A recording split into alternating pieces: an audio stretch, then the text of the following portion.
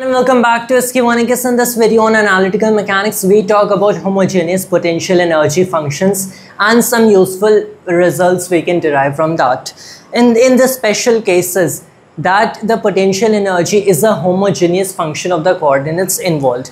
Now, originally I thought that there could be, we could cover either of these two topics, either homogeneous functions or homogeneous potential energies, or we could directly discuss about the two-body problem and how do you integrate the two-body problem. But I figure that we really should first of all consider this and complete this part discussion, and afterwards only, when we do start talking about the integrals of integration of the equations of motion, then only we should cover the two-body problem, because we'll have to actually integrate the equations in this case, and I don't think it doesn't do justice to the topic by simply writing the Lagrangian in that case. We do have to solve the Euler-Lagrange equations.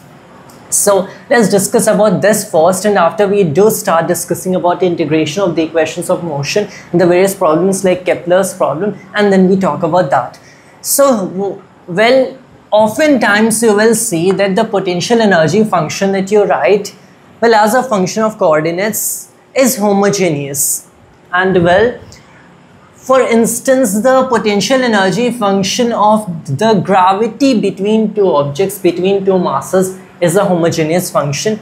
The electrostatic attraction has a homogeneous potential energy, and these are two fundamental forces. The magnetic attraction, it isn't exactly attraction, you have the magnetic force, the magnetic interaction is not homogeneous in coordinates, because first of all it involves velocities. So, well, and in fact it isn't even potential energy in the first place. It is what you call a generalized scalar potential. So it doesn't even qualify as potential energy in the first place. So you talk about these two fundamental interactions, electrostatic and gravitation, and they are of great significance in physics, and they are homogeneous. So these are some practical examples of homogeneous potential energy functions. Well, what does it mean to be homogeneous in the first place? We know that a function is a homogeneous function of several variables. You have variables like x1, x2 and x3. So we have a function in these variables. So the function is homogeneous if you multiply all of these variables by a single constant, let's say alpha. So we have the function now at alpha x1, alpha x2 and alpha x3 and so on. And what it simply does to the function, that it does equal simply alpha to some constant k times the function evaluated at these original variables, simply x1, x2, x3 and so on. As for a multivariable function, you have it is as a function of x1, x2, x3 and so on.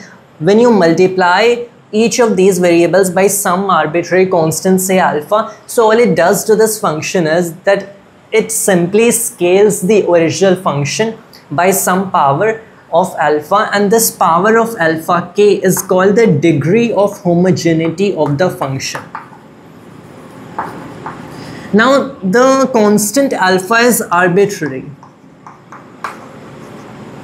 For a given function, provided that the function is homogeneous, the degree of homogeneity is a property of the function itself. Let's talk about the gravitational interaction, for instance. What is the degree of homogeneity, or is it first of all homogeneous in the first place? The gravitational interaction has this form of potential energy. Alpha would be you could say g m1 m2 whatever.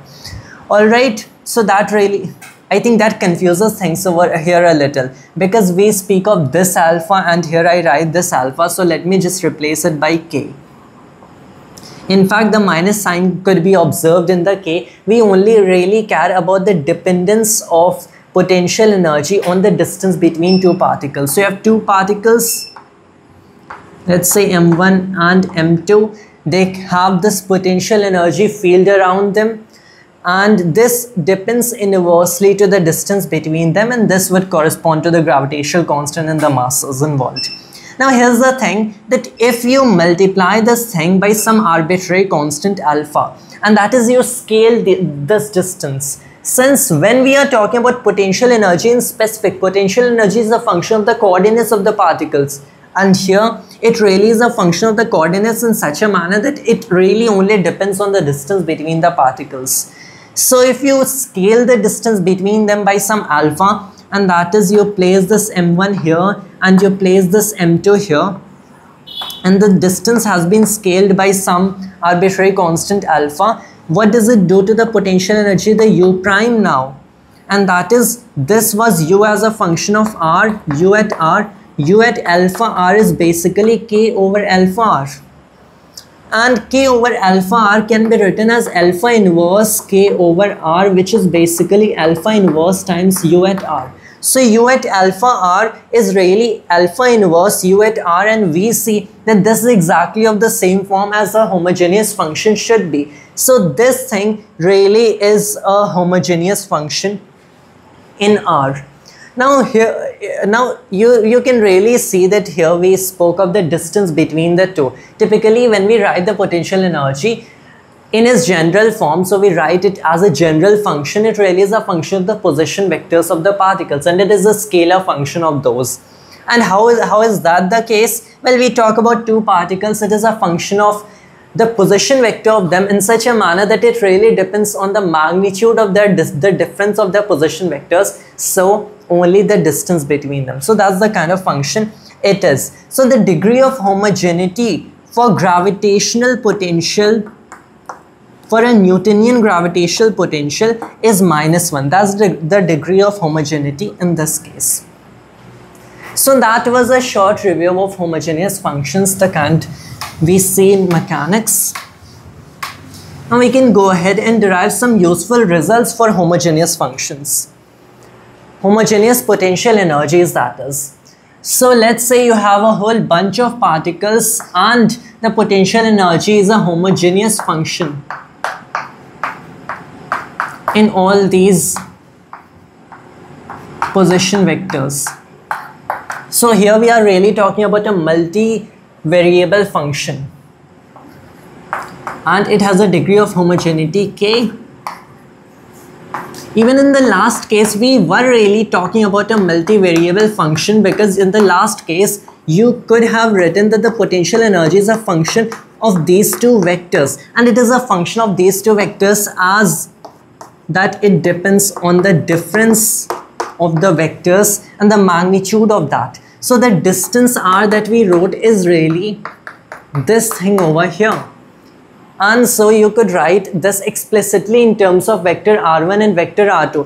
What would that mean? That when we are scaling the distance between them, what we are really doing here is that we are multiplying vector r2 by an arbitrary constant, and we are multiplying vector r1 by an arbitrary constant. So this scale transformation that we had done was really two transformations that we made.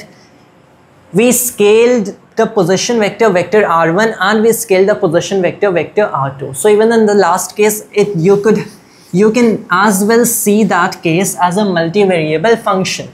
Now here we have a whole bunch of particles and the potential energy is homogeneous in all these position vectors with degree of homogeneity k. One thing that you could do is, well, let's go ahead and actually make these scale transformations. That you have the position vector of, say, the 8th particle, and you scale this such by some arbitrary constant alpha. So all the position vectors that you have, you scale these position vectors by an amount alpha. What the physical significance of this is that you have this here to be the origin, and this is the 8th particle. So this was the position vector vector Ra, and you have scaled this basically, so the particle has moved from over here to over here. Now remember that alpha is basically a constant over here and it is a scalar. And since it is a scalar, multiplying this vector by a scalar does not alter its direction, except it could inverse its direction if alpha were negative. The main effect it has is really on this magnitude. So if you have this particle over here, what this scale transformation does is sends this particle somewhere over here, and this is a new position vector. Alternatively, it could send it in the opposite direction in case alpha is negative, but we are considering for visualization purposes the simple case that alpha is positive over here. And we have scaled all such coordinates vectors such. So you have a particle here, so it is now, let's say, here, and we use the same alpha for scaling all the coordinate vectors. And what's the motivation behind this? Well, you could say that since we are considering homogeneous potential energy functions, so we clearly have to scale these terms to find any meaningful results. What do you do next? Well, we also scale time. And why do we exactly do that? Well, let's see. The Lagrangian we know is a function of the generalized coordinates and velocities, and for a closed mechanical system, not an explicit function of time. So let's consider that to be the case. And if we consider Cartesian vectors, Cartesian coordinate system, then the kinetic energy here has somewhat this form. Correct? And this potential energy depends on all these radius vectors. So what we could do is that we really scale these vectors, and when we do that, the potential energy changes. But since the potential energy is presumed to be a homogeneous function, all that does is simply scale the potential energy as well. So scaling them also simply scales the potential energy by this factor over here, by alpha to k, where k is the degree of homogeneity of potential energy itself, a function of the kind of mechanical system you are dealing with, their kind of interactions, their potential energies. So how will the Lagrangian be altered in this case? Now we have T minus alpha to k, the initial potential energy, as a function of vector r1 and vector r2 only. So previously the Lagrangian was really kinetic energy as a function of their v1s and v2s and so on, minus the potential energy as a function of their vector r1s and vector r2s and so on. And when you have met this scale transformations, what we are essentially doing is that we imagine that we don't have this system now. We essentially have an entirely different system, the same particles. But what I mean by entirely different is that the same kind of interactions are happening between them of the same form, except they are at different distances to each other. One particle that was here has been put here, and this particle has been put here, and this particle has been put here. The whole system is made larger in size essentially. So when the whole system goes larger in size, then that clearly will affect the entire mechanical system, because now there are different distances. Now the magnitudes, the strengths of the forces they exert on each other is different, and so they exert different forces on each other. And so for that matter, the entire system, the way it plays out is going to be different than if you didn't scale them. So this scale transformation transforms the potential energy homogeneously, because it is homogeneous function. It simply scales the potential energy itself. The mechanics, the dynamics of the system play out differently. But you know for one fact that when the Lagrangian is multiplied of the entire mechanical system, you have a mechanical system, a closed one, and the Lagrangian of the whole closed mechanical system is multiplied by a constant, then the Lagrangian over here is multiplied by constant. So mathematically speaking, the Lagrangian is really changing. You have scaled the Lagrangian itself, but L and L prime both will give you the same Euler-Lagrange equations. Because when you place L prime in the Euler-Lagrange equations, because C is only an arbitrary constant, it cancels out and it will give you the same equations of motion. So L and L prime give you the same equations of motion. The Lagrangian is really arbitrary up to the multiplication of a constant, as long as you multiply the Lagrangian of the whole mechanical system by an arbitrary constant. So what we can think is that over here what is happening when we met these scale transformations and the potential energy is simply scaled by this amount. If the kinetic energy were to be also scaled by this exact same amount, because I can tell that the kinetic energy is well not the same. We don't know what the kinetic energy really is yet. We'll figure it out. If kinetic energy were to be also scaled exactly by alpha k, so in that case you could write that this alpha k taken to be a common outside and the original t minus the original u, because then we can take alpha to power k as a constant, as a common factor outside, and this inside term will be the original Lagrangian. And since alpha to k is really a constant, this L prime that you have made after scaling the entire system in positions and somehow scaling the kinetic energy simultaneously will have the same dynamics as the original system that you didn't scale. So even if all the position vectors were at these points only, the system plays out just the same. So that really tells us that given homogeneous potential energy functions, the dynamics could be same only if you figured out a way to keep T the same, not exactly the same, only if you figured out that you make such transformations that T also somehow simply changes by a scaling factor. So how do we do that? Well, let's see first of all what the form of T is. Well, kinetic energy is the sum for all particles half ma va square. That is, we are using Cartesian coordinates in the entire video. So va vector is basically dra vector over dt. Now when we met this scaling of coordinates, so t prime should be half sum over all particles half ma. The mass doesn't quite clearly is not affected. The speeds could be affected because the speeds somehow depend on these position vectors, and when you met this position vector to be vector ra prime, which is alpha vector ra, then the new velocity vector va prime is alpha d vector ra over dt. Correct? So in that case, va prime squared, this will now be va prime squared, the new kinetic energy should be alpha squared, and this thing which is va, this is the original va squared. So the new kinetic energy really is alpha squared va squared, correct?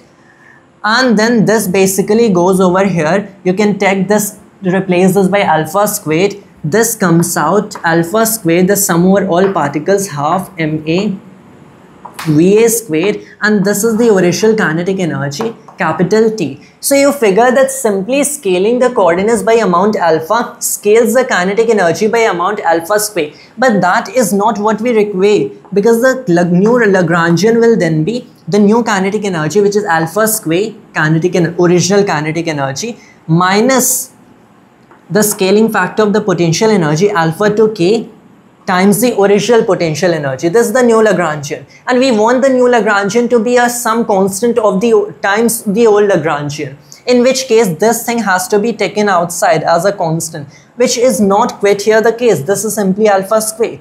So what do we think? Well, how about we also scale time? Because in this case, if we talk about this particular case, it only works that you can take it outside as a common if k equals 2, which is a very specific case that we only talk about homogeneous potential energies of degree 2. And in the last case, we saw the gravitational interaction and the electrostatic interaction have degree of homogeneity -1. So that doesn't quite clear the case. That's really specific. So the next thing that we do is, well, not only do we scale the position vectors, but we also scale time by some amount beta.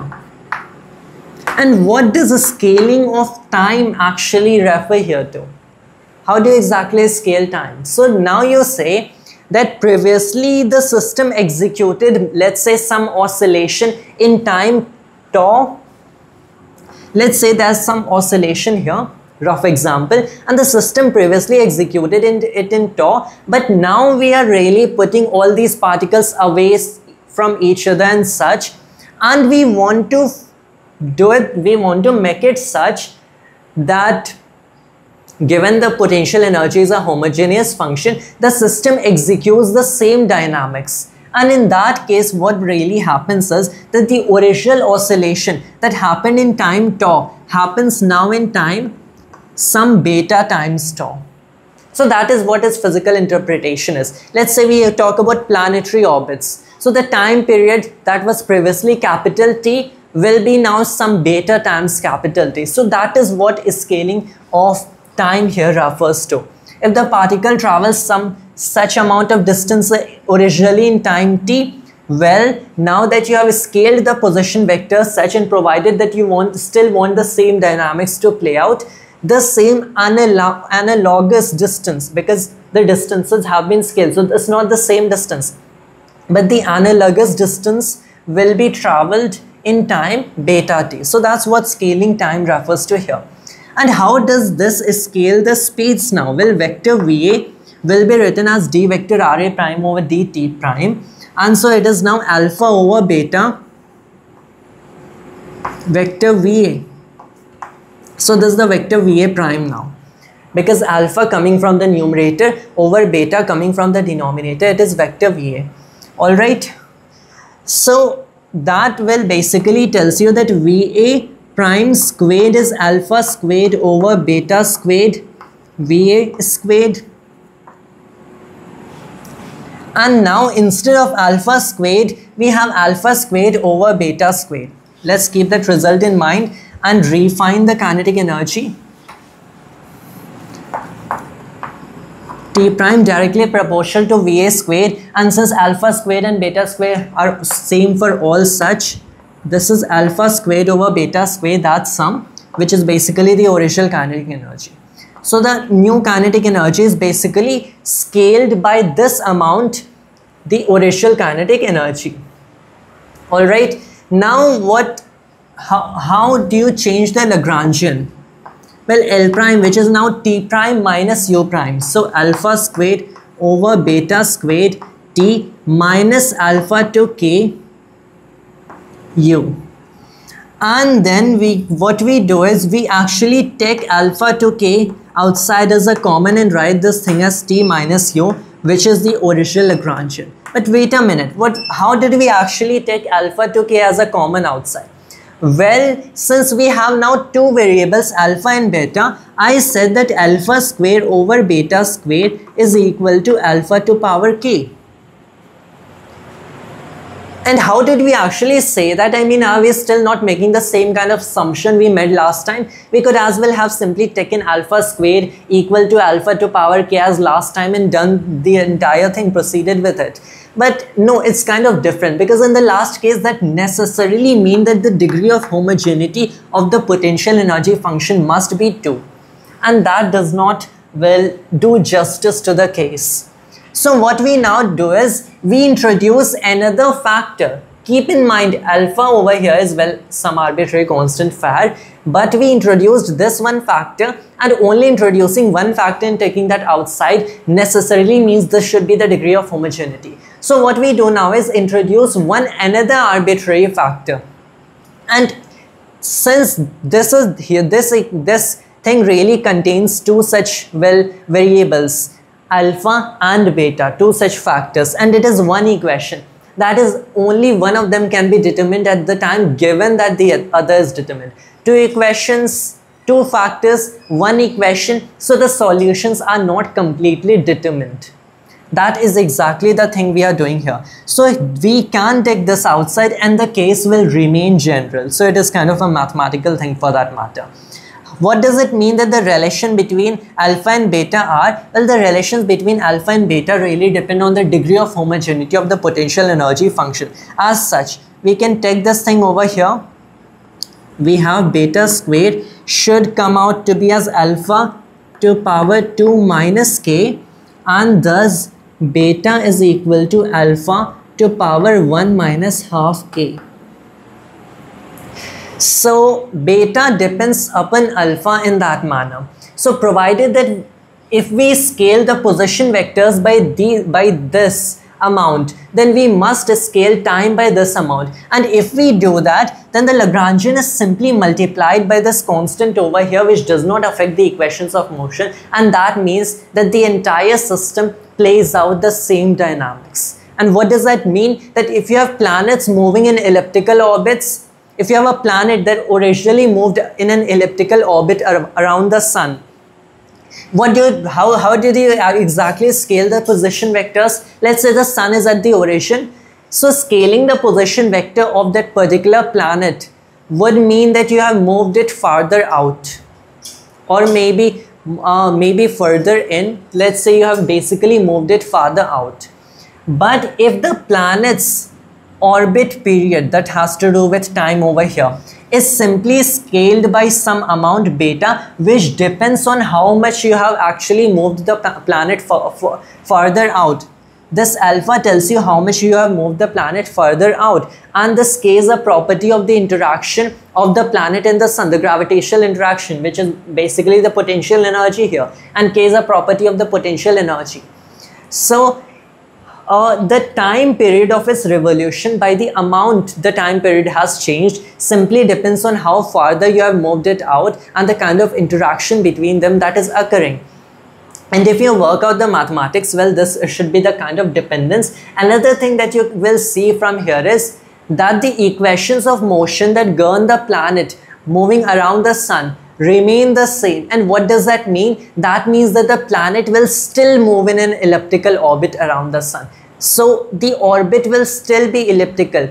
If the scaling transformation of time is not precisely by this law, what that tells you basically is that the orbit will no longer be elliptical, since there are different dynamics playing out now. The Lagrangian is not simply multiplied by some constant. The equations of motion do not remain the same, and the orbit is no longer elliptical. It could be a hyperbolic orbit, it could be a circular orbit, so you don't know. Now here's one important thing, that is how we have proceeded things out mathematically. If you were to simply move the planet farther out, so you might as well consider that instead of one planet, we are just considering another planet. So instead of Mercury, you are simply considering Jupiter. So you are now not talking about Mercury, you are talking about Jupiter, and both have elliptical orbits. And that can be regarded as simply scaling the coordinates. And so you'll figure that the time period of Mercury and the time period of Jupiter, provided that both Mercury and Jupiter move in elliptical orbits and just neglect their masses and such for a while, so the time period of Mercury and the time period of Jupiter should be related by such manner, provided that both of them have the same elliptical orbits. And we'll actually try deriving those. But first of all, you have to understand that this is an important result that we have gotten here. The same dynamics play given that this thing is true, given that the relation between beta and alpha is by such. Now what should we do here is, you have some actual physical case and L is some linear dimension of that. And by linear dimension, I mean for the planets, it could be the length, it could be the distance between the sun and the planets and such, the radius of the orbit or the major axis of the orbit, since it is an elliptical orbit. So when you have met this scale transformation, this is basically vector RA becomes alpha vector RA, which is some vector RA prime now. And so alpha times vector RA, or let's say that this is basically the linear dimension that we are scaling, not specifically some position vector, some linear dimension that you originally had to be L, and it now becomes L prime after multiplying it by alpha. So what alpha really is the new linear dimension over the old linear dimension. So we are now going to replace all the alphas by L prime over L, because we ourselves are only scaling the linear dimensions, and that is by such a factor we want to find a relation of all these dynamical quantities and including time itself. as a function of, in terms of how much we have scaled the linear dimension, what the new linear dimension is versus what the original linear dimension is. So t prime is basically now beta times t, and beta we now know is basically alpha to 1 minus half k, thus L prime over L to 1 minus half k. You take this t over here, you will find that t prime over t is really beta itself, that is L prime over L whole to power 1 minus half k. When we actually write it such, it gives us a sense of proportionality, that given that k is the degree of homogeneity of the potential interaction between them, this is how the original time period and the new original time instant, you could say, it is not necessarily a time period, and the original dimension, linear dimension, and the new time instant and the new linear dimension are all related to each other. So that is one transformation law that we figured. We could figure another transformation law, and that would be by such, I must write alpha is equal to L prime over L, beta is alpha to 1 minus half k. What about other dynamical quantities? Well, I'll keep this result over here so I can erase it from here.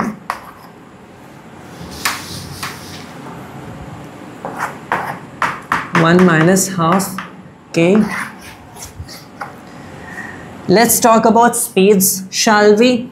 Speed gets scaled by a factor of alpha over beta, as we previously saw. So v prime over v must be alpha over beta. Alpha over beta goes like alpha over beta is what? Alpha to power 1 minus half k, which is basically alpha to the power 1 minus 1, this cancels out, alpha to the power half k. Alpha is basically L prime over L. And the reason I express them in terms of the new linear dimension and the original linear dimension is because I actually want to express the proportionality between the linear dimensions and these quantities.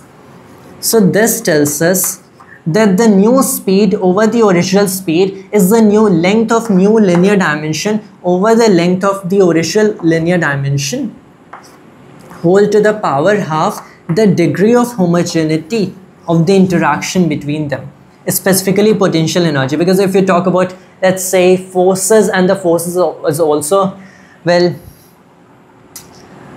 some sort of interaction, you can mediate interactions via forces or potential energies, and let's say the force is also homogeneous function, so that could confuse it. K is the degree of homogeneity of the potential energy function. We can talk about the angular momentum, and since the linear momentum is basically proportional to these speeds, so it gets scaled by the same factor, p prime over p should go by the same. Let's talk about angular momentum, shall we? We want to talk since m is basically, let's say you have a single particle, you may have a whole bunch of particles, and the angular momentum basically goes like vector r cross vector p.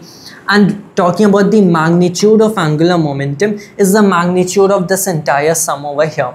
But this now is really alpha, this gets scaled by alpha, this gets scaled by what amount? Beta, alpha over beta. So this is now alpha square over beta, and this entire sum, let's say this is primed, and this entire original sum, which is vector m itself.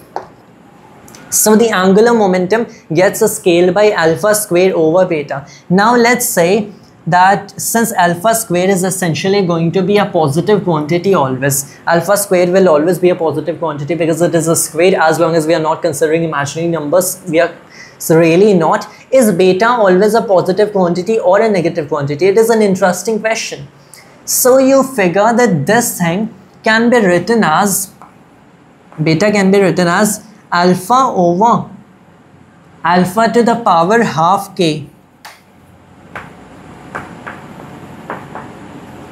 And I for one reason suspect that this itself is always a positive quantity.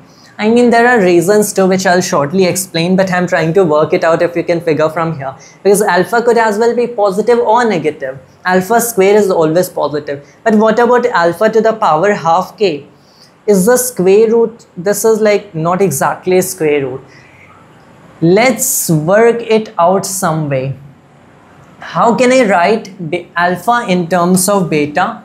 Like inversely, alpha can be written as, if we take this thing to be, let's say beta to whole 1 over,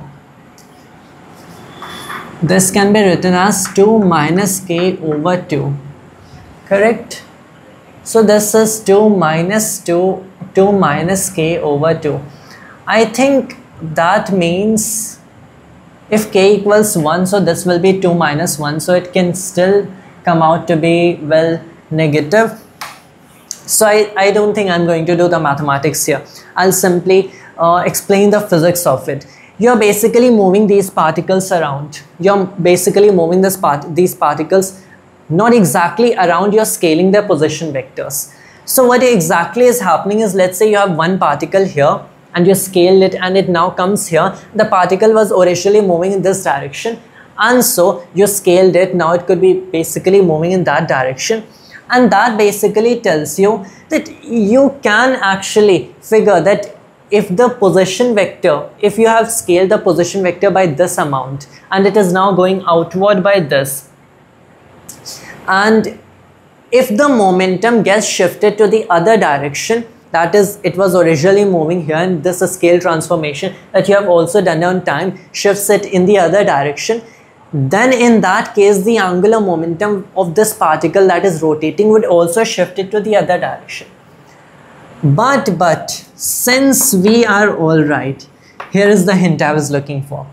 Since we are basically scaling time and we are not scaling by some negative amount, are we? This is basically now t prime is equal to beta times t. We can shift the position vectors around. It was here and now it is moving here. Fair. So alpha could go like that. But this is beta we are talking about, which is the scaling of time. And this cannot be negative, because that would mean you are now considering negative time. And fair, the laws of physics are equivalent in both directions, but we don't exactly consider negative time, do we? And that is talking about reversibility of the equations of motion in an entirely different matter. Here we are scaling time, that things could take longer time or shorter times for that matter at different distances, linear dimensions, but we still consider the same direction of time. So this thing, beta is always positive for that matter. And so what that tells you is that since this is the original angular momentum vector, alpha square is always positive, beta is always positive, the new angular momentum vector will always point out in the same direction as the original angular momentum vector. So that's an interesting thing that you can figure from here, that it will always point in the same angular momentum direction. And this I physically, well, intuitively figured from the isotropy of space only. I mean, you're basically scaling objects radially, and that should not affect, well, what direction. Even if, let's say, some object moved out radially, all right, it does so via virtual displacement, the way you have scaled these objects via virtual displacement, or it actually moves out in time. That should not affect the isotropy of space.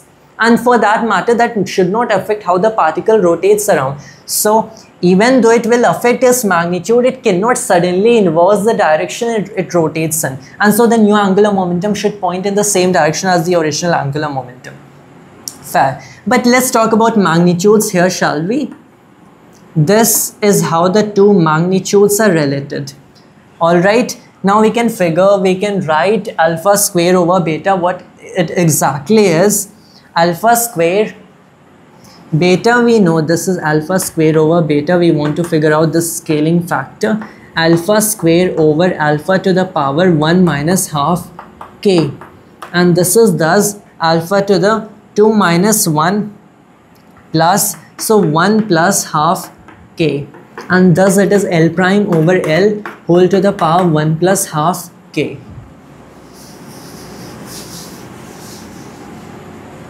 And thus we have figured out what the rule for scaling angular momentum is.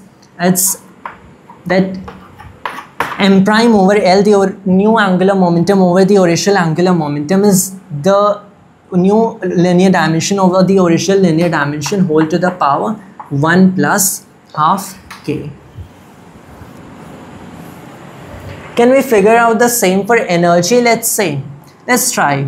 The total energy should be given by this, and well, it is quite easy that energy gets scaled exactly by the factor alpha to power k, because the kinetic energy is factored by the same factor, is scaled by the same factor as the potential energy. We needed this when we wanted the Lagrangian to be the same, to be practically the same in both cases, multiplied by only a constant.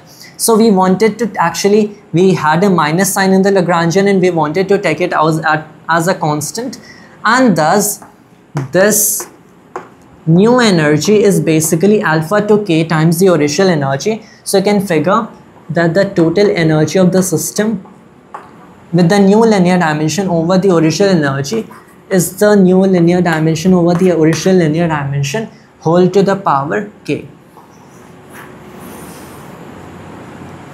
Alright, so these are some transformation rules we have figured. I think I should write the position thing also as a transformation rule, but well, we are writing this in terms of the position, so that wouldn't exactly be called some sort of principle. How do we exactly use them? What good are any of these for? Keep in mind they work when the potential energy is a homogeneous function of the coordinates, the linear dimensions, such. You can figure out actually a lot of things from here. How exactly? Well, take the harmonic oscillator.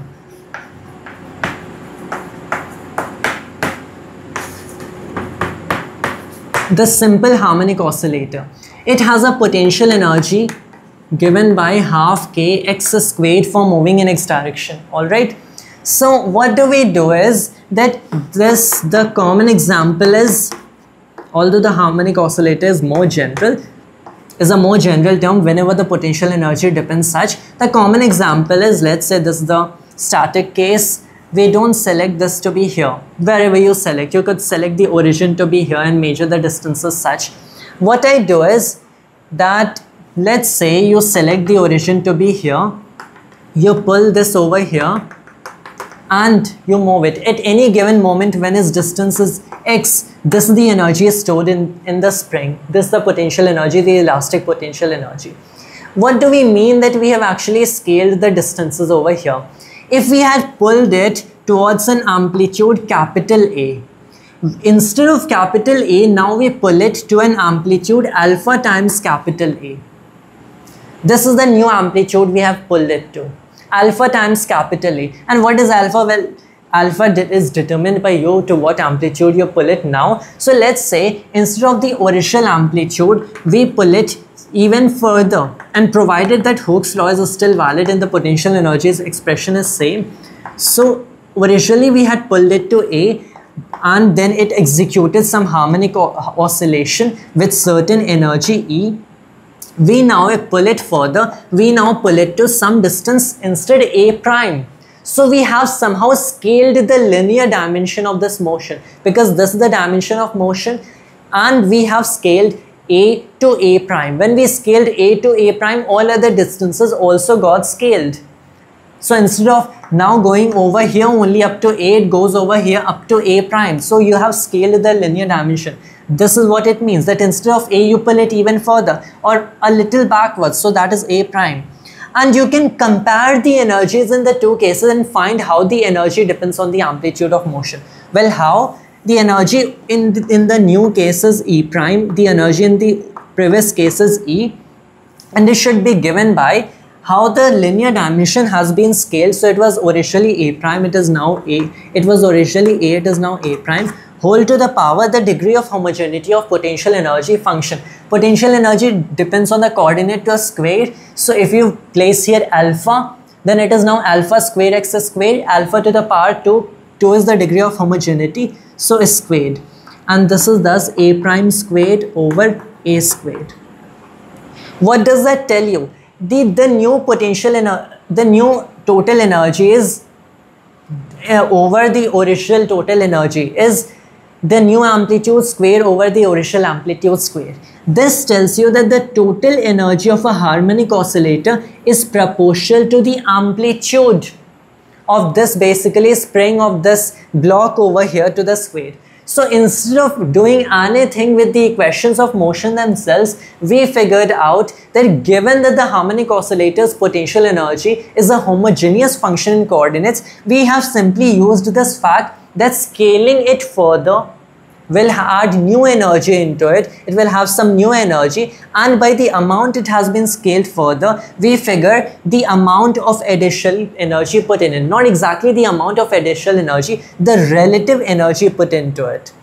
And by that we figure, by these equalities, we figure that the energy has to be proportional to the amplitude square. We can do more with it. What about time? We know that the time period does not depend on the amplitude for a harmonic oscillator. Does it? Can we figure it out from here? This is any time instant over here. This original time instant. I must tell this is not specific to the time period. It is some time instant. We have scaled it. What does that mean? It means that if the particle was at vector RA at time t, it will now not be at vector RA, it will be at alpha vector RA at time beta t. This is what it means. When the particle in the original dynamics was at this position at this time, then these equations tell us that when the time instant is this, the particle is at this, and it will play out by the same dynamics. What does it mean it will play out by the same dynamics? When the distances and times, everything, the speeds are different, the energies are different. We are not talking about the same angular momentum anymore. What it means is that the equations of motion are the same. And since the equations of motion are the same, that means that the path this particle takes in configuration space is the same.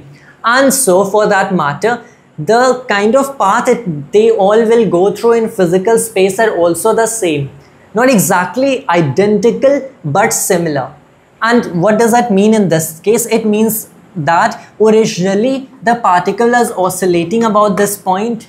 When you have scaled this linear dimension, the particle will still be oscillating about this point, and it will be given the same kind of oscillation, only it is that the distances and the times have been scaled. It will have other more energies, it will have some different angular momentum, but the kind of path it follows is still the same. You have a planet and it is moving in elliptical orbits. You scale the times and you scale the distances, it will still move in an elliptical orbit. It's just that the distances and times and other dynamical variables have been scaled. Let's try to figure out time. This is really a time instant, but it can in the special case be a time period.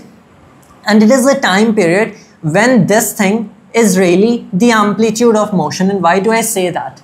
So let's say we want to find out that what the original time, new time period over the original time period is. So t is when the linear dimension has this value L, and t prime is when this has value L prime. So if we talk about the time period, so it is really when the particle has traveled 4a distance. So the linear dimension corresponds this L. This is really 4a, this L prime is now 4a prime, this L is 4a. But since the force cancel, the t prime over t can be written simply as a prime over a. Whole to the power of 1 minus half. The degree of homogeneity of the potential energy function is 2. 2 and 2 cancels, it's 1 minus 1. So it is a prime over a to the power 0, and that is 1. And what does that tell you? That t prime and t are equal in this case. And what does that tell you? That even though you have scaled the linear dimension for the harmonic oscillator, the time period of the harmonic oscillator does not depend on its amplitude, which is the fact that you're already familiar with. So we didn't solve the equations of motion of the harmonic oscillator. We didn't actually do that. Instead, we figured out using just these scale transformations laws that the time period does not depend on the amplitude of oscillation. So it is not proportional. How do you exactly write not proportional? I'll use this sign to the amplitude of motion. So that's an amazing fact. You can as well figure out the space and the kinetic energies and the angular momentum, not exactly some angular momentum here, is it? We'll talk about another very interesting case which has to do with planetary orbits. And let's see how we find Kepler's law from here, Kepler's third law. The planetary orbits have potential interaction given by this form, right? Alpha over R. Let's not use alpha, let's use K over here, as I previously discussed. This is the kind of potential energy that exists between the sun and planets. So this is the kind of gravitational potential energy. K absorbs in it some minus sign and capital G and the mass of the planet and the mass of the sun. So I simply wrote that as a constant K. What is the degree of homogeneity? Oh my god, I should not use the sign K because K also refers to the degree of homogeneity here. So we can go ahead and actually write it as minus capital G, capital M, small m over R. Let's write it out full. The degree of homogeneity in this case is -1, as you can figure, because it depends inversely to the distance, and so the degree of homogeneity must be -1. If you multiply over here alpha, it is now alpha R, that is the new potential energy. You take it upward, this is alpha inverse times original potential energy, -1 is the degree of homogeneity. Alright, now in this case, how will the time periods vary? So let's say we talk about the planet and we talk about its full orbit around the sun, and it carries a full orbit in some time capital T. And what we do now is the linear dimension involved here has to do with the major axis. That is one of the linear dimensions that you denote by A, say the semi-major axis, let's say. And what we do is we now have a different ellipse. We say that we increase this linear dimension. We increase this distance, the semi-major axis, but we want the same planetary orbit. We want the planet to still orbit around the sun. And what would that mean? That even though we have increased the distance, we say that now the planet doesn't orbit around the sun in this elliptical orbit exactly the same. It actually is farther out, and that means it has a greater semi-major axis, a larger semi-major axis, but it still orbits the sun in an elliptical orbit. So if it has to still orbit the sun in an elliptical orbit, that is a geometrically similar path to the original elliptical orbit. It's a geometrically similar path. I mean, the sun is still at one of the foci, right? So the path is completely geometrically similar. It has just been scaled. What should that mean? That the equations of motion in both cases must be the same. And since the equations of motion must be the same, this is how the new transformations have to be made. This is how the original time period and the new time period have to be related. So talking about time period, I replace by the time periods. This will be the linear dimensions corresponding to the semi-major axis. That should tell us that the new time period, when it is at a different semi-major axis, A prime, over the original time period should be A prime over A whole to the power, it's 1 minus half K. 1 minus half K, the degree of homogeneity is -1. This is basically 1 plus half, which is 3 seconds. So T prime over T is A prime over A to the power 3 seconds. Let's square both sides. So this is squared, this is now cubed, and T prime squared over T squared is A prime. Now let's bring it down over here. Cubed over A cubed. This tells you that T prime or T squared is proportional to, the square of time period is proportional to the cube of the semi-major axis. Is this not Kepler's third law of planetary motion? So just the fact that we know what the homogeneity, degree of homogeneity of the potential energy between the sun and the planets is, from just that fact we deduce that if you have a planet and it is at some distance A, then the square of the time period of that planet around the sun is proportional to the cube of its semi-major axis. And this we figured from what? That if we increased the distance between the planet and the sun, and we still want that planet to orbit the sun in an elliptical orbit, so the equations of motion must remain the same. Thus these laws hold. Thus that is how the original and new time period are related. Thus this is how they are proportional. right? So that is an amazing thing that we have figured. These are some amazing laws that we have figured from these simple facts. So this is one of the points of discussions that we have completed regarding homogeneous potential energy function. The next thing that we talk about, and after this we'll finish the video and our discussion regarding the special properties of homogeneous potential energy functions, will conclude. The next we talk about a theorem which is called the virial theorem. So this is the next topic in the same video. There are two main results that we had to talk about in homogeneous potential energy functions, those transformation laws and this thing.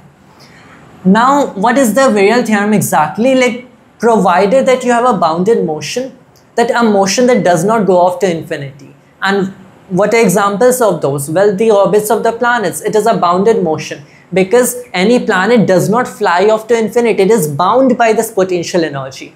It will always continue to remain in that orbit and it will continue to orbit around the sun, but it will not go off some far away to infinity. What is an example of an unbounded motion?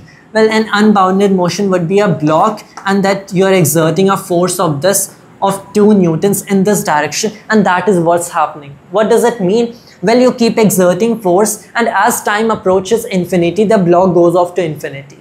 So since the block continues to move farther and farther out, it goes towards infinity. It is an unbounded motion. Since we want to talk about it in terms of potential energies, well, let's say that the block is basically in a potential energy field where the force exerted is in 2 newtons. And so the constant force means, and the motion is towards x-axis, minus, let's say, 2 times x, right? So let me just clarify. So f of x is minus d over dx and that gives you 2. Alright, so if you have a block that is placed in this field, in this potential energy field, that is minus 2x, this potential energy field, this means that the field is exerting 2 newtons of force of the block continuously towards the right, continuously to the right. And what that will mean is basically that the block goes off to infinity. It is an unbounded motion. The harmonic oscillator, it continues oscillating forever, never goes off to infinity. Bounded motion. Planetary orbits, bounded motion. So virial theorem is a theorem that relates the kinetic energies and potential energies, the average values of these energies, how their averages are connected for a given case of bounded motion. And how does it go? Well, let's talk about kinetic energies. And we talk about, well, in Cartesian coordinate systems mainly. Well, what we can do is that you have Cartesian coordinate system, and this is how the kinetic energy of a whole system looks like. The kinetic energy is homogeneous in generalized velocities. So from there, we even previously discussing about the total energy and conservation of total energy in Noether's theorem, we figured this result out. This is the result that we figured. Qj dot, we had a sum over all j's and we wrote it in generalized coordinates, as I recall.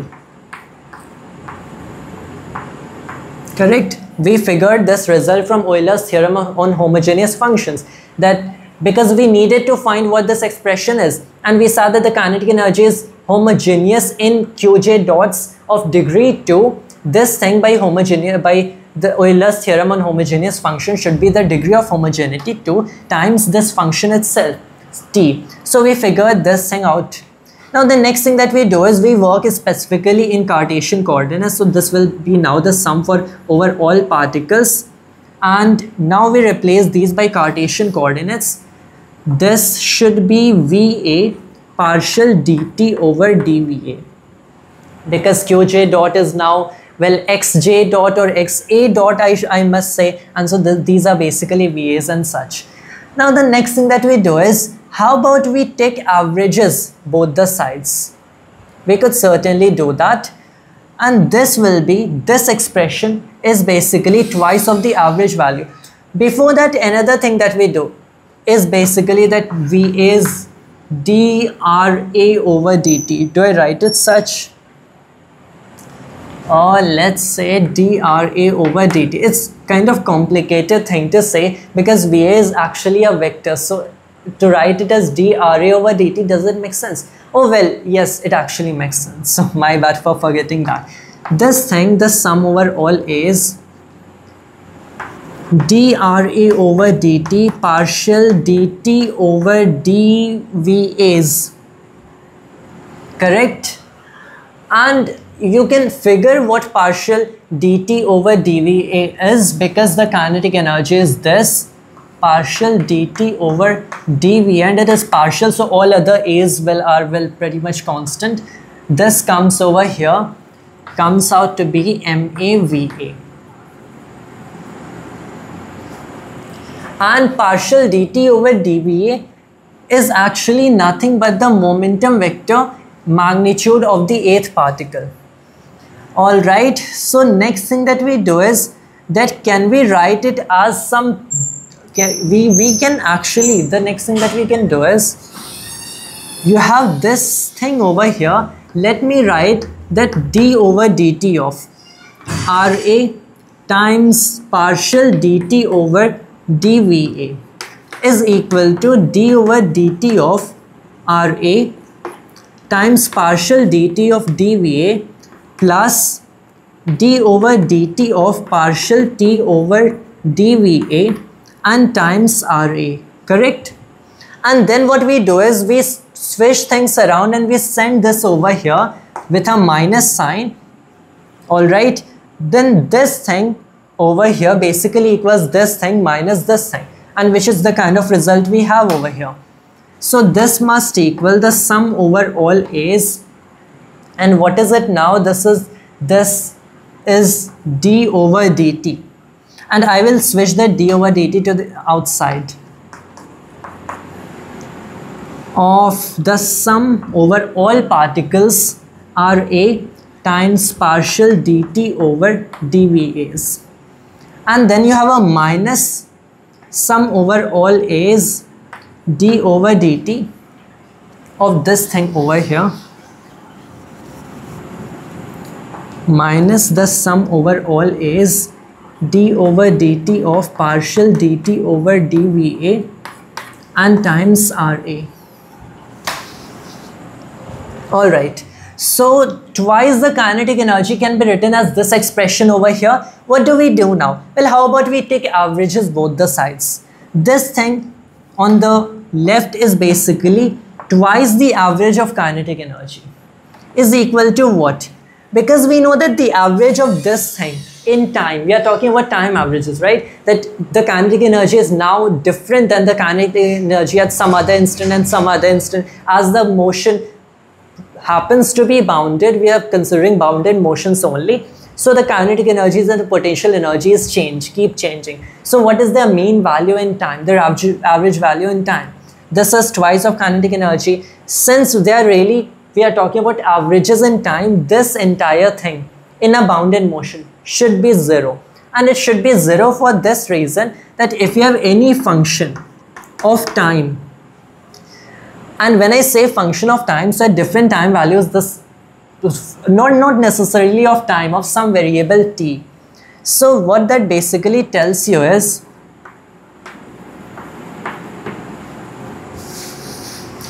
that with different values of t, this function will be different, and we want to find what its mean value will be across all these values. So how do we actually do that? Well, the mean value of this function in this parameter can be written as, since it's a function, the limit as capital T approaches 0, 1 over capital T integral from 0 to capital T of this function dt f of t. This is the average value, the general formula for a function.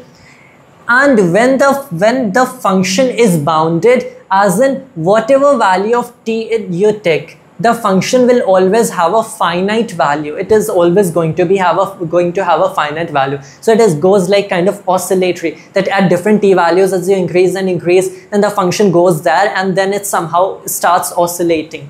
right? That's the kind of bounded motion that we typically have. So in that case, you will see that the mean value always has to come out 0 for a bounded function. So these are basically well-known, this is basically well-known mathematics, and I'm presuming that everyone is familiar with it. The function is bounded, its mean value is going to have 0. These are basically reviews that I'm going to use when I'm doing the physics of it. And when you ask why does a bounded function have to have mean value 0, so we are basically, that would go more like a mathematics video instead of a physics one. So basic result. We focus on the physics again. It was a review of the formula that we are going to use. Since we talk about a bounded motion, this will always have a finite value.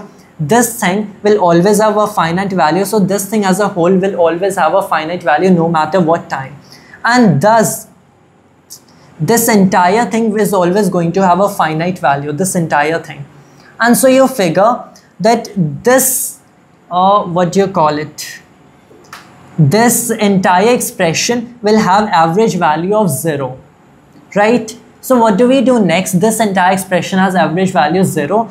So it can be written as minus now twice the average of kinetic energy, the sum over all A's, and this expression over here, d over dt of MAVA, you take MA outside and it is d over dt of what? The momentum. So it is basically the force times this times the linear dimension, and that looks very much like what I will tell you. I think I need to say this, what this is equal to. This can be written as the Lagrangian.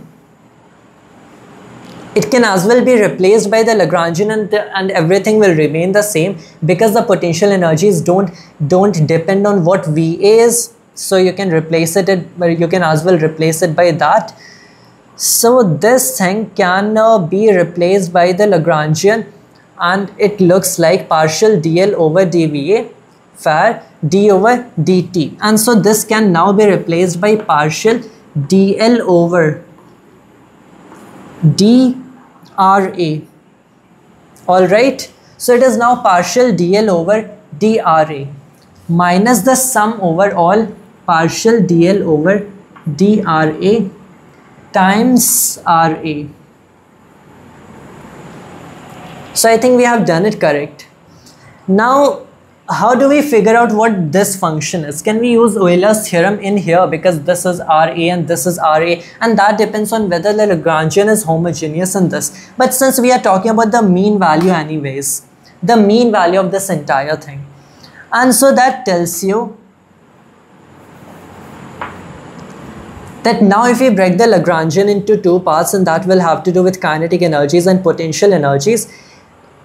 We break the Lagrangian in two parts, kinetic energies and potential energies. Kinetic energy does not explicitly depend on time, or explicitly depend on RAs. So this thing can be written as minus the mean value of the sum over all A's partial du over dRA and RA. And this is exactly the kind of thing I was actually looking for, because I want to use Euler's theorem on potential energy as well.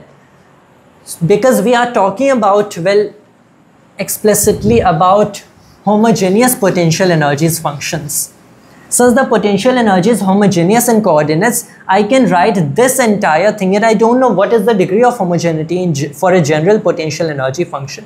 I can write this thing as the degree of homogeneity of potential energy times the potential energy, and since we have the mean thing here, so this is U prime. And thus the twice of the kinetic energy mean is equal to the degree of homogeneity of potential energy times the mean of potential energy, and this is called the virial theorem. So I think I had to fiddle around with it a little over there. What we basically figured is that since kinetic energy when working Cartesian coordinates, even in generalized coordinates, is homogeneous in generalized velocities with degree 2, you can pick this expression that we got from Euler's theorem and you find twice of the kinetic energy, and you can expand it such, and you can write it in this form over here by doing this expansion, and you figure out that this thing that is the time derivative. We are talking about average values in time, right? So the time derivative of a function, its average value is basically going to be 0. Well, is the average value of potential energy and kinetic energy not going to be 0 when I said previously that the average value of any such function is going to be 0? Well, not exactly. I will correct that statement, make it a more precise statement, that when we talk about the time derivative of some function that is bounded. So you have a function f of t that is bounded and you talk about the time derivative of this function, then the average value of that time derivative is always 0 provided that f of t is bounded. Alright, so this is the kind of thing I was talking about. Since the motion is bounded, these values are bounded, and this entire function is always finite, this is a bounded function, its time derivative, provided that time is the parameter in which these variables, these functions change, and we are talking about those changes and the average values, and here we are talking about the continuity of the motion, and that is due to time passes, and so they have different values, and so we are talking about the average of those values, and so the time derivative of this, it is the time derivative of a bounded function, thus this entire thing will have an average value of 0. So that was the previous mathematical fact that I think I actually didn't make that pretty clear. I make that clear now. Otherwise you would have that the potential energy and kinetic energy themselves have 0 mean values, which we know is not the case. Well, not generally the case. So this will have 0 average value because I want to relate averages. This is why what I did first over here was relate this as with the time derivative of one function, one whole bounded function. So I could set that off to 0. I can exploit this mathematical fact, I know. So I set this off as this, and in turn I got an additional term, and then we have to average this thing. So that twice the average of this is equal to the average of this. But we know from Lagrange equations that you can as well make the replacement of this kinetic energy with the Lagrangian, because the potential energy does not explicitly depends on Vs. So I made that replacement with Lagrangian, and then I made this replacement with the Lagrangian, and I saw that as per Lagrange equations, this term should equal this term. And then I made the replacement of Lagrangian into t minus a again, and I say that t does not depend on Ra explicitly. And so this is now only minus this. And there's a minus over here, so that cancels the minus here. And this now gives me this neat form in potential energy, which I know by Euler's theorem in homogeneous functions. Because U is homogeneous function in Ra, presumably this should give us degree of homogeneity times U, and we have averaged this entire thing. So this thing over here is sometimes called the virial of the system. This expression is sometimes called the virial of the system, which is why the theorem is called the virial theorem. That's the kind of thing we have. So I'm not sure if the name came first or it's really named after the physicist who discovered this thing. That's why this term is called virial and the theorem is called virial theorem. And I'm not sure if because this thing is called virial, the theorem was named that. So I'm not sure if virial is a physicist, but that's how the names go. And this is the theorem that we come across. It basically relates the average value of kinetic energy in a bounded motion with the average value of potential energy, and we can use it in cases as we like.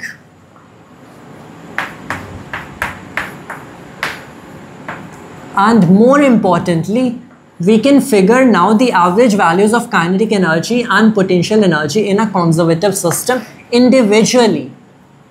So we can't just relate these two, but we can figure them out in terms of total energy of the system. How? Well, we know that T plus U will give us the energy of the system E. So T prime plus T mean plus U mean should give us E mean, but by Noether's theorem, the energy is constant. So the mean value of energy in time is going to be energy itself, total energy that is, and we know that T mean can be written as K U mean over 2. So this is K over 2, U mean plus U mean is equal to E, and that tells you that U mean can be written as E twice of E over K plus 2, and thus the next thing that you do is divide this by 2 and multiply by k, so you should get T mean, and thus T mean equals Ke over k plus 2. So the mean value of kinetic energy in a bounded motion equals degree of homogeneity of potential energy times the energy of the total energy of the system over again k plus 2, and the mean value of the potential energy should equal, well, twice of this over this. So using the Virial theorem alongside the energy conservation principle, we have figured that not only can we relate kinetic energy and potential energy to each other in a bounded motion, we can also figure them individually given the total energy of the system. Let's try it for some system. So we have a bounded motion like the harmonic oscillator. For the harmonic oscillator, the degree of homogeneity is 2. In that case, the average value of kinetic energy of a harmonic oscillator is equal to twice of E, the total mechanical energy, over 4, and this is 2 half E, and so, well, U mean should be the other half E, right? And so that is 2E over 2 plus 2, 4. And in this case, we find for the harmonic oscillator, where the degree of homogeneity of potential energy is 2, the average value of kinetic energy and average value of potential energy are equal, and it is always equal to half the total mechanical energy, which we already knew for a fact. We have studied the harmonic oscillator, and we know this to be the case. So our Virial theorem with the combination of energy conservation law works. Let's talk about planetary orbits. And for planetary orbits, the degree of homogeneity is -1 because gravitational interaction. And so we have -1. T mean should come about as -E over -1 plus 2. This is -1 plus 2, which is 1. And U mean should come about twice of E over k plus 2. -1 plus 2, and this is 1. And so that gives us that the mean value of kinetic energy for planetary orbits or for any gravitational interaction is equal to the negative of the total energy. And for planetary orbits, again, the mean value of the potential energy is equal to twice of the total energy. Does it not seem like a strange result? Well, for that matter, if we add these two, we should get the mean value of the total energy or the total energy itself, and you see that the total energy comes out to be still capital E, so that actually is in fact correct. But how can the kinetic energy be negative of some value? How could the kinetic energy be negative? In fact, because, well, mean value of kinetic energy cannot be negative because the kinetic energy is never negative. Well, that tells you that if this is a minus over here, this should also be negative, so that kinetic energy mean value is positive. So if this thing is also negative, then the potential energy of interaction is also negative, which you know to be the case. For gravitational interaction, the potential energy is negative. So that tells you that the potential energy and its mean value are negative. And so the total energy is E, which we have said is negative. The total energy for planetary orbits is always negative, which you know as a matter of fact is the case, because the motion is bound. In such cases, in cases of planetary orbits, the total energy is negative value, or the planets would fly off. So you actually discover this beautiful truth over here, that the total mechanical energy of planetary orbits must be negative just from applying the Virial theorem with the energy conservation law. So we have the Virial theorem, which relates kinetic and potential energy averages. Combining it with the principle of energy conservation, we can find the averages of kinetic energy and potential energy in time individually in terms of the total mechanical energy of the given conservative system. And that concludes our discussion of homogeneous potential energy functions. And in the next videos, we'll talk about actually integrating the equations of motions to solve various problems. And this was all for this video of mine, and thanks to all viewers.